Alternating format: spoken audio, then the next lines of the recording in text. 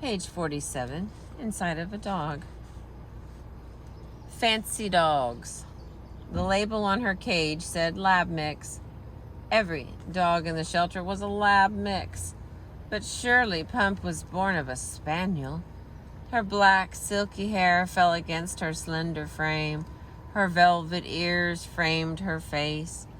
In sleep, she was a perfect bear cub. Soon, her tail hairs grew longer and feathery. So, she's a golden retriever.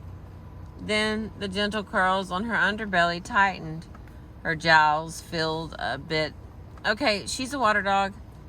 As she ages, her belly grows until she's a solid barrel-like shape. She's a lab after all. Her tail becomes a flag needing trimming. A lab golden mix. She could be still one moment and sprinting the next. A poodle. She is curly and round-bellied, clearly the product of a sheepdog who snuck into the bushes with a pretty sheep. She is her own. She is her own dog. The original dogs were mongrels, in the sense that they didn't come from a controlled lineage. But many of the dogs we keep, mutts or not, emerged from hundreds of years of strictly controlled breeding. Consequences of this breeding is the creation of what are merely subspecies, varying in shape, size, lifetime, temperament, and skills. There's an asterisk here. Temperament is used to mean roughly the same thing as personality, without the overtone of anthropomorphism.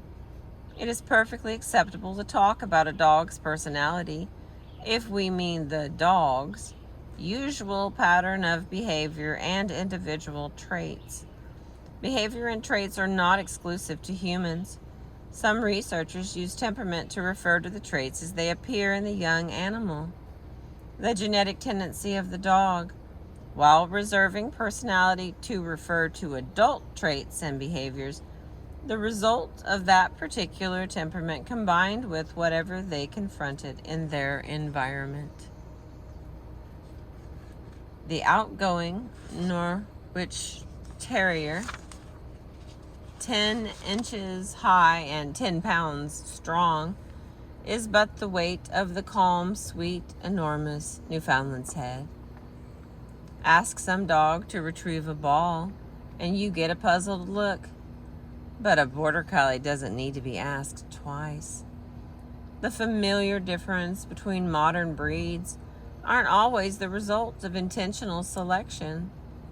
Some behaviors and physical features are selected for retrieving prey, smallness, a tightly curled tail, and some just come along for the ride. The biology reality of breeding is that the genes for traits and behaviors come in clusters. Made a few generations of dogs with particularly long ears, and you might find that they all share other characteristics: a strong neck, downcast eyes, fine jowls. Coursing dogs, bred to gallop swiftly or long, are leggy. Their leg length matches in the husky or surpasses in the greyhound the depth of their chest. By contrast, dogs who track on the ground, as the dachshund, wound up with legs much shorter than their chest is deep. Similarly, selecting for one particular behavior inadvertently selects for accompanying behaviors. Bred dogs who are very sensitive to motion, who probably have an overabundance of rod photoreceptors in their retina, and you may also get a dog whose acute sensitivity to motion leads to their being temperamentally high-strung. Their appearance might change too. They may have large, globular eyes for seeing at night. Sometimes what comes to be desirable in a breed is a trait that first appeared inadvertently.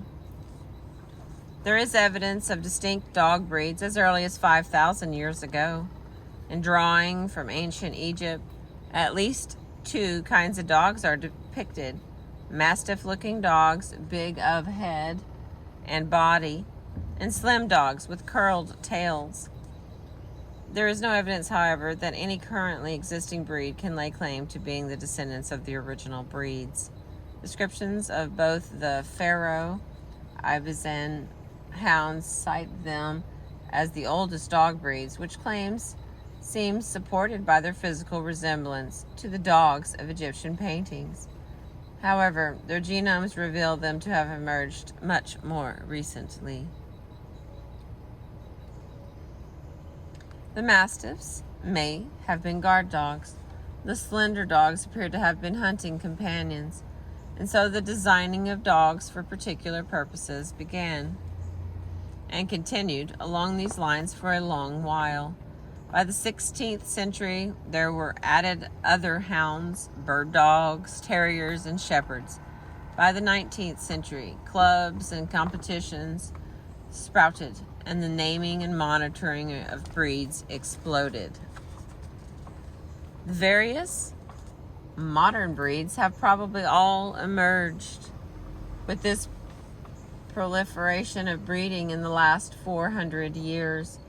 The American Kennel Club now lists nearly 150 varieties grouped according to the purported occupation of the breed. And down here it says what that means is the named occupation is mostly theoretical because a minority of dog breeds for work actually do the work of their breed, predominantly hunting or herding. The rest wind up either as companions sitting on our laps or trained, trimmed, and blown dry to be shown at fancy dog shows. Odd as nibbling the crusts of our sandwiches after a nice shampoo is about as far as one can get from dredging fallen waterfowl from a swamp. Hunting companions are distributed into sporting, hound, working, and terrier categories. There are, in addition, the working, herding breeds, the plainly non-sporting breeds, and the rather self-explanatory toys. Even among dog breeds to join the hunt, there are subdivisions by the very kind of assistance that they provide. Pointers point out the prey. Retrievers retrieve it. Afghan hounds exhaust it. By the specific prey they're after, terriers are ratters, and harriers go after hares. And by the medium preferred beagles chase on land, spaniels will swim in water. Worldwide, there are hundreds more breeds still.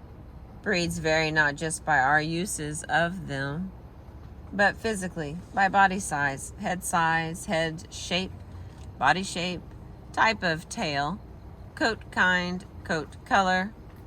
Go searching for a pure breed dog and you'll confront a new car-worthy list of specs detailing everything from the ears to the temperament of your future pup. Want a long-limbed, short-haired, jowly dog? Consider the Great Dane. In more of a short-nosed, rolled-skinned, curly-tailed kind of mood, here's a nice pug for you. Choosing between breeds is like choosing between anthropomorphized option packages. You not only get a dog, you get one who is typically dignified, lordly, scowling, sober, and snobbish, like a Shar-Pei. Merry and affectionate, like an English Cocker Spaniel. Reserved and discerning with strangers is a Chow Chow. With a rollicking personality, an Irish setter.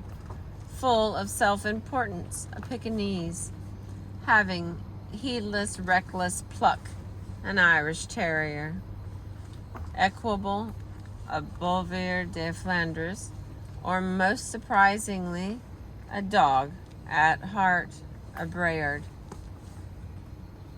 The dog fanciers will be surprised to hear, perhaps, that the grouping of breeds based on genetic similarity does not result in the same groupings as the AKC.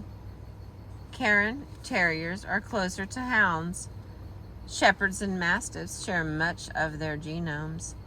The genome belies most people's assumption about dogs' similarities to wolves.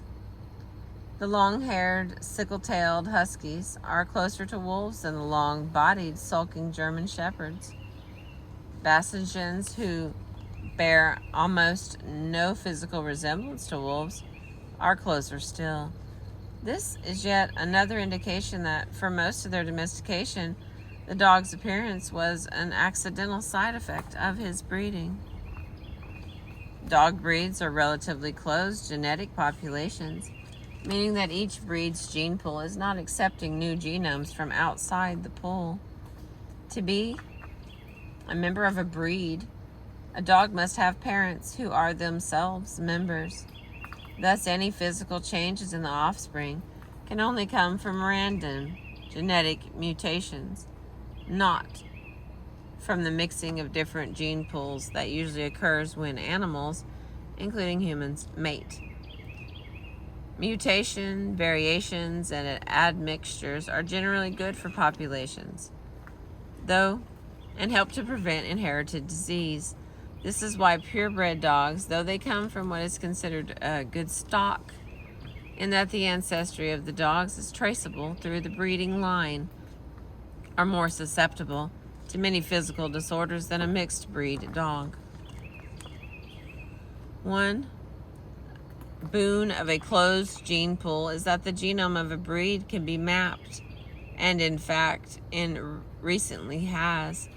A boxer's genome was the first, around 19,000 genes worth.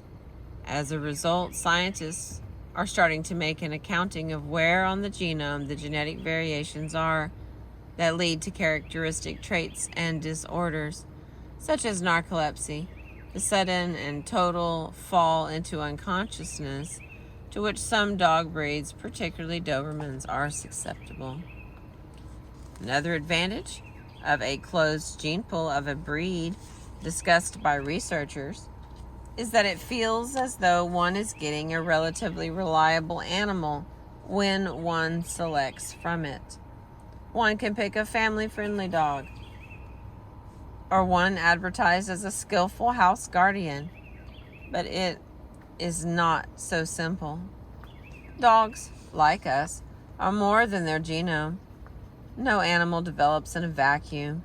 Genes interact with the environment to produce the dog you come to know. The exact formulation is difficult to specify. The genome shapes the dog's neural and physical development, which itself partially determines what will be noticed in the environment, and whatever is noticed itself further shapes continued neural and physical development. As a result, even with inherited genes, dogs aren't just carbon copies of their parents. On top of this, there is also great natural variability in the genome. Even a cloned dog, should you be tempted to replicate your beloved pet, will not be identical to the original.